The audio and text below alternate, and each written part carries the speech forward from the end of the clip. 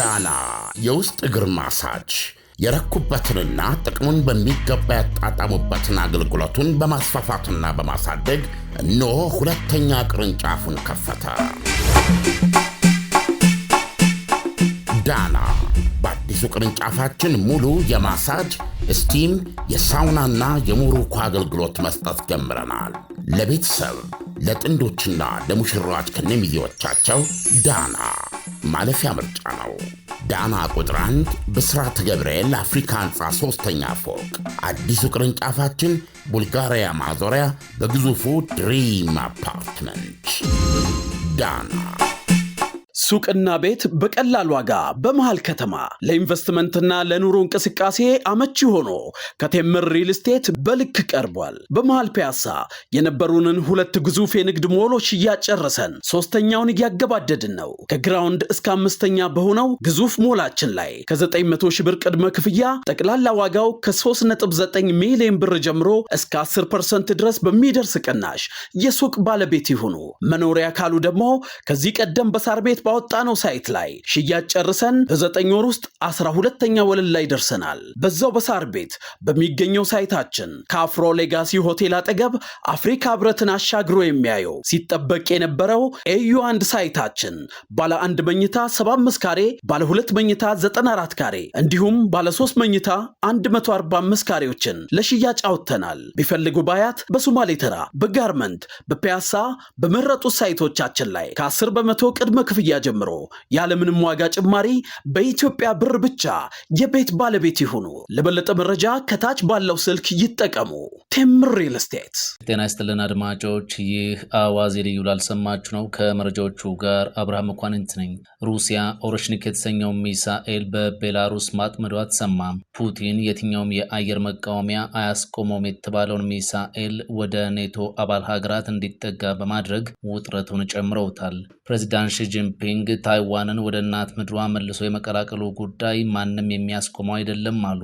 በተሰናባቹ 2025 ከግማሽ ሚሊዮን በላይ ዩክሬናውያን ወታደሮች ሙትና ቁስለኛ ሆነዋል ስትል ሩሲያ ይፋ አደረገች። በጦርነቱ እስካሁን ያለቁት ወታደሮችም ግምታዊ ቁጥርም ታውቋል። በዘገባችን ተካቷል።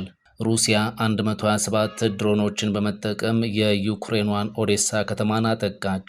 ሄዝቦላ ትጥቁን እንዲፈታ የተቀመጠለት ቀነ ገደብ ተጠናቋል። አሜሪካ በካሪቢያን ባህር አዲስ በፈጸመችው ጥቃት 5 ሰዎች መገደላቸው ታወቀም። አልሸባብ ሶማሊያውያን በእስራኤል ላይ ጠመንጃ እንዲያነሱ ጥሪ አቅርቧል። ሁሉንም ጉዳዮች በዝርዝር እናስደምጣችኋለን። አብራችሁን ቆዩ። ሩሲያ ኦሮሽኒክ የተሰኘው ሚሳኤል በቤላሩስ ማጥመዷ ተሰማ። ይህ ኦሮሽኒክ ሚሳኤል ኒውክሌር መሸከም የሚችል ሲሆን በሰዓትም 12300 ኪሎ ሜትር መጓዝ የሚችል ነው። ይህም ማለት ከድምፅ ፍጥነት 10 እጥፍ በላይ መፍጠን ይችላል እንደማለት ነው። ሩሲያ ይህንን ሚሳኤል በዩክሬኑ ጦርነት ላይ ባለፈው ዓመት ጥቅም ላይ አውለዋለች። ፕሬዚዳንት ፑቲን ኦሮሽኒክን የትኛውም የአየር መከላከያ ስርዓት የማያስቆመው በማለት መግለጻቸው ይታወቃል። ቤላሩስ ይህ ሚሳኤል ከፖላንድና ከሊቱዌኒያ የድንበር ስጋት እንዲጠብቃት ስትጠይቅም ቆይታለች። ቤላሩስ የሩሲያ የቅርብ አጋር መሆኗም ይታወቃል። ሞስኮ ኦሮሽኒክ ሚሳኤል በቤላሩስ እንዲጠመድ በማድረግ ወደ ኔቶ አባል ሀገራት ቀርባለች። ይህም ለምዕራቡ ዓለም እንደ ከባድ ማስጠንቀቂያ የሚቆጠር ነው። ምክንያቱም የኔቶ ዋና ጸሐፊ ሞስኮ ከኔቶ ጋር ጦርነት ውስጥ የመግባት ፍላጎቱ አላትና እኛም እንዘጋጅ ሲሉ በተደጋጋሚ ገልጸዋል። ሩሲያ እንዲህ አይነቱን አካሄድ የመረጠችው አውሮፓንና ኔቶን ለማስፈራራት ነው የሚሉ ተንታኞችም አሉ። ከዚህ ባለፈ ነገሮች ተካረው ሁኔታው በቀጥታ ወደ ጦርነት ካመራም ሞስኮ በፍጥነት ጥቃት እንድታደርስ ይረዳታል። ካስፈለገ ውጥረቱ እንዲባባስ ማድረግም እችላለሁ የሚለው መልእክትም ለማስተላለፍ ሩሲያ ልትጠቀምበት ትችላለችም ተብሏል።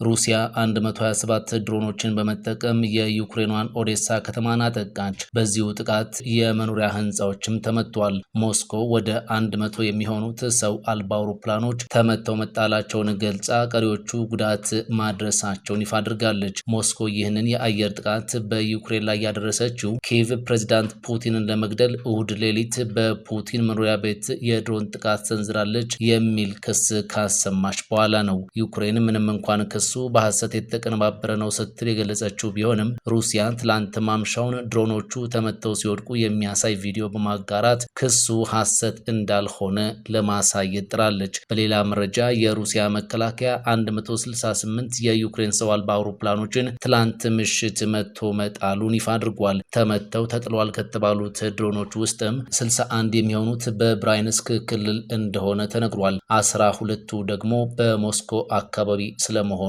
ታውቋል። ፕሬዚዳንት ሺጂንፒንግ ታይዋንን ወደ እናት ምድሯ መልሶ የመቀላቀሉ ጉዳይ ማንም የሚያስቆመው አይደለም አሉ። ፕሬዚዳንቱ ይህንን ያሰሙት አዲሱን የ2026 ዓመትን አስመልክቶ ባስተላለፉት መልእክታቸው ነው። ይህ የፕሬዚዳንት ሺ ንግግር የተሰማው ቻይና በታይዋን ዙሪያ ወታደራዊ ልምምዷን ካጠናቀቀች ከሰዓታት በኋላ ነው። የዚህ ሳምንቱ የጦር ልምምድ በታይዋን ዙሪያ የተደረገ ትልቁ ልምምድ እንደሆነም ተዘግቧል። ታይዋን ራሷን አንድ የቻይና አካል እንደሆነች አድርጋ ሳይሆን የምትመለከተው እንደ ራስ ገዝ ነው። ቤጂንግ በሰላማዊ መንገድ ታይዋን ወደ እናት ሀገሯ መጠቃለል አለባት የሚል ጽኑ አቋም ያላት ሲሆን ይህ የማይሳካ ከሆነ ግን በኃይል ትመለሳለች ብላም ታምናለች። ሰሞንኛው ወታደራዊ ልምምዱም ቻይና በኃይል የት ድረስ ማድረግ እንደምትችል ለማሳየት ተሰልቶ የተከናወነ ነው። በታይዋን ጉዳይ የትኛውም የውጭ አካል መግባት አያስፈልግም፣ ይህ የውስጥ ጉዳያችን ነው የሚልም እምነት በቤጂንግ በኩል መኖሩ ይታወቃል። ሄዝቦላ ትጥቁን እንዲፈታ የተቀመጠለት ቀነ ገደብ ተጠናቋል። የሊባኖሱ ታጣቂው ኃይል እስከ 2025 መጨረሻ ድረስ ትጥቁን እንዲፈታ የተወሰነ ቢሆንም መሬት ላይ ምንም ሳይለወጥ 2025 ተጠናቋል። ሄዝቦላ አሁንም እስከነ ትጥቁ ያለ ሲሆን እስራኤልም ስጋት በሆነበት የደቡባዊ ሊባኖስ የአየር ጥቃቶችን በማድረስ ዘልቃለች። እስራኤል ቡድኑ የስጋት ምንጭነቱን እስካላቆመ ድረስ ጥቃቷን እንደማትተው በመግለጽ ላይ ትገኛለች። በእርግጥ የሊባኖሱ የሲቪል አስተዳደር ቡድኑን መሳሪያ ለማስፈታት የሚሆን ጠንካራ ወታደራዊ የሚሆን ፖለቲካዊ ቁመና ባይኖረውም ይህንን እንዲያደርግ ግን ከአሜሪካም ከእስራኤልም ጫና እየበረታበት ነው። ይህ ሁኔታም የፕሬዝዳንት ጆሴፍ አውንን መንግስት ወደ በለጠ ጭንቀት ውስጥ ከቶታል። በዚህ ወቅት የሊባኖስ መንግስት ሄዝቦላህን መሰረት አድርጎ ከውጭ የሚመጣ ግፊት እና በውስጥም ያለው ክፍፍል መረጋጋት እንዲርቀው አድርጎት ዘልቋል። ቡድኑ ትጥቁን አልፈታም ማለት የሰላም ስምምነት የሚባል ነገር እንደማይኖርና ጥቃቶችም ተጠናክረው ሊቀጥሉ እንደሚችሉ ከአልጀዚራ ዘገባ ላይ ተመልክተናል። እስራኤል በተለይም በደቡባዊ ሊባኖስ የቡድኑ ይዞታዎች በሆኑ ኢላማዎች ላይ ጥቃቷን እንደምትቀጥልም ይገመታል። በተሰናባቹ 2025 ከግማሽ ሚሊዮን በላይ ዩክሬናውያን ወታደሮች ሙትና ቁስለኛ ሆነዋል ስትል ሩሲያ ገለጸች። በተጠናቀቀው 2025 እስከ 500 ሺህ የሚደርሱ የዩክሬን ወታደሮች የሞትና የመቁሰል አደጋ አጋጥሟቸዋል ስትል ነው ሞስኮ ያስታወቀችው። ባለፈው የ2025 ዓመት ከ510 ሺህ በላይ የሚገመቱ የዩክሬን ወታደሮች በጦርነቱ ምክንያት ሙትና ቁስለኛ መሆናቸውን የሩሲያው ታስ የተሰኘው መገናኛ ብዙሃን የሀገሪቱ መከላከያ ሚኒስቴር መረጃን ጠቅሶ አስነብቧል። ይህ ቁጥር ግን ከሩሲያ ባለስልጣናት በኩል የወጣ እንጂ በገለልተኛ አካላት የተረጋገጠ አይደለም። 4 ዓመት በሞላው ጦርነት እስካሁን የዩክሬን ጠቅላላ ጉዳት መጠን እስከ 1.5 ሚሊዮን እንደሚደርስም ይሄው ዘገባ ያትታል። የሩሲያ ኃይሎች በአንድ ዓመት ብቻ 19 የዩክሬንን የውጊያ አውሮፕላኖችን፣ ከ50 በላይ የሚሳኤል ስርዓቶችን፣ ከ67000 በላይ ድሮኖችን እና ከ6500 የሚበልጡ ታንኮችን በ2025 ብቻ ከጥቅም ውጭ አድርገናል ሲሉም አስታውቀዋል። በዚህ ወቅት የዩክሬን ሕዝብ ብዛት ከ35 እስከ 36 ሚሊዮን እንደሚደርስም ይገመታል። ጦርነቱ ከመጀመሩ በፊት ግን የዩክሬን ሕዝብ ብዛት 44 ሚሊዮን ገደማ እንደነበር መረጃዎች ይጠቁማሉ። ፕሬዚዳንት ትራምፕ ባለፈው ጥቅምት ወር በየሳምንቱ ከ5000 እስከ 6000 የሚሆኑ ወታደሮች በዩክሬኑ ጦርነት እንደሚሞቱ መግለጻቸው ይታወሳል። በፕሬዝዳንቱ ስሌት መሰረት በየሳምንቱ ከ5000 እስከ 6000 ወታደሮች የሚሞቱ ከሆነም በአንድ ዓመት ጊዜ ውስጥ ከ300,000 በላይ ወታደሮች በሁለቱም ወገን አልቀዋል እንደማለት ነው። በዚህ ስሌት እንኳን ብንሄድ እስካሁን 4 ዓመት በሆነው ጦርነት ውስጥ ከሁለቱም ወገኖች የተገደሉት ወታደሮች ከ1.2 ሚሊዮን በላይ ናቸው እንደማለት ነው። የንጹሃን ቁጥር ሲጨመርበት ደግሞ ቁጥሩ እጅግ ከፍ እንደሚል ይገመታል። አሜሪካ በካሪቢያን ባህር አዲስ በፈጸመችው ጥቃት 5 ሰዎች መገደላቸው ተነገረ።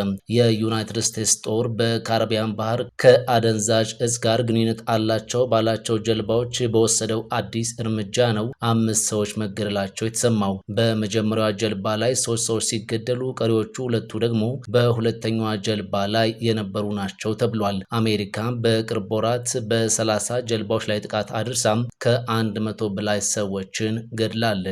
በኢራን ከባለፈው ሳምንት ጀምሮ በተነሳው አመጽ ዛሬ አመጹን ተከትሎ የጸጥታ ኃይል መገደሉ ተሰማ።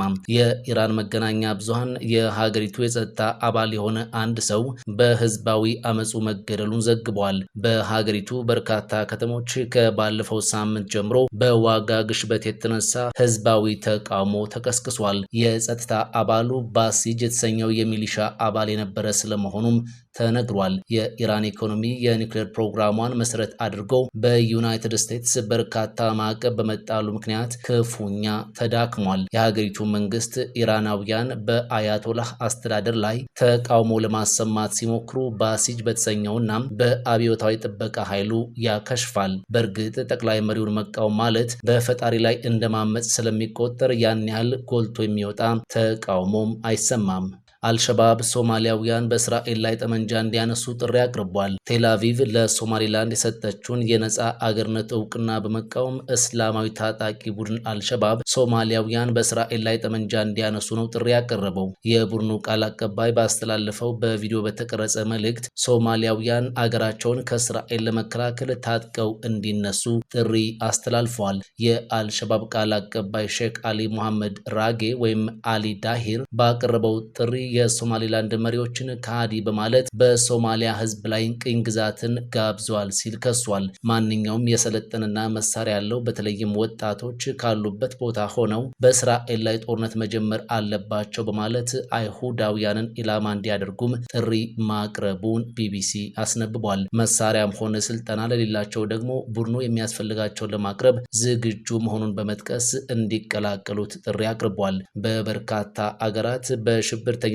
ከተፈረጀው ከዓለም አቀፉ ቡድን አልቃይዳ ጋር ትስስር እንዳለው የሚነገርለት አልሸባብ ሞቃዲሾን ጨምሮ በተለያዩ የሶማሊያና የምስራቅ አፍሪካ አገራት ውስጥ የሽብር ጥቃትን በመፈጸም የሚታወቅ ነው። የሶማሊያ መንግስትን ለመጣል የሚዋጋው ቡድኑ ከአገሩ መንግስት ባሻገር አሜሪካንን ጨምሮ በአጎራባች ሀገራት የሽብር ቡድን ተብሎ እየታደነ የሚገኝ ነው። እስራኤል የሰጠችውን እውቅና የተቃወመው የአልሸባብ ቃል አቀባይ የሶማሊላንድ ህዝብ እስራኤል የሰጠችውን እውቅና እንዲቃወምም ጥሪ አቅርቧል። ነገር ግን ከ30 ዓመታት በላይ ከሶማሊያ መንግስት ራሷን ነጥላ ነፃ አገርነቷን ላወጀችው ሶማሊላንድ እስራኤል ባለፈው ሳምንት የሉዓላዊ አገርነት እውቅናን መስጠቷን ተከትሎ በሃርጌሳ በርካታ ህዝብ በአደባባይ በመውጣት ደስታውን ሲገልጽም ነበር። በሌላ በኩል ደግሞ የሶማሊያ ማዕከላዊ መንግስት እውቅናውን አጥብቆ በመቃወም ጉዳዩን ወደ ተባበሩት መንግስታት የጸጥታው ምክር ቤት መውሰዱም ይታወቃል። እንዲሁም ሶማሊያውያን በተለያዩ የሀገሪቱ ክፍሎች ውስጥ ባካሄዷቸው ሰልፎች የሶማሊላንድን የሀገርነት እውቅና ተቃውመውታል። ዳና የውስጥ እግር ማሳጅ የረኩበትንና ጥቅሙን በሚገባ ያጣጣሙበትን አገልግሎቱን በማስፋፋትና በማሳደግ እነሆ ሁለተኛ ቅርንጫፉን ከፈተ። ዳና በአዲሱ ቅርንጫፋችን ሙሉ የማሳጅ ስቲም፣ የሳውናና የሞሮኮ አገልግሎት መስጠት ጀምረናል። ለቤተሰብ ለጥንዶችና ለሙሽራዎች ከነሚዜዎቻቸው ዳና ማለፊያ ምርጫ ነው። ዳና ቁጥር 1 ብስራተ ገብርኤል አፍሪካ ህንፃ 3ኛ ፎቅ። አዲሱ ቅርንጫፋችን ቡልጋሪያ ማዞሪያ በግዙፉ ድሪም አፓርትመንት። ዳና ፈጣን ያልተሰሙ መረጃዎችንና ትኩስ የኪነ ጥበብ ዜናዎችን ለማግኘት የቁም ነገር ሚዲያ የዩቲዩብ ቻናልን በመቀላቀል ቤተሰብ ይሁኑ። ቻናላችንን ሰብስክራይብ ያድርጉ። በቲክቶክም አለን። ቁም ነገር ሚዲያ ኦፊሻል ብለው ይከተሉን። እናመሰግናለን። ቁም ነገር ሚዲያ፣ ለቁም ነገር እንሰራለን።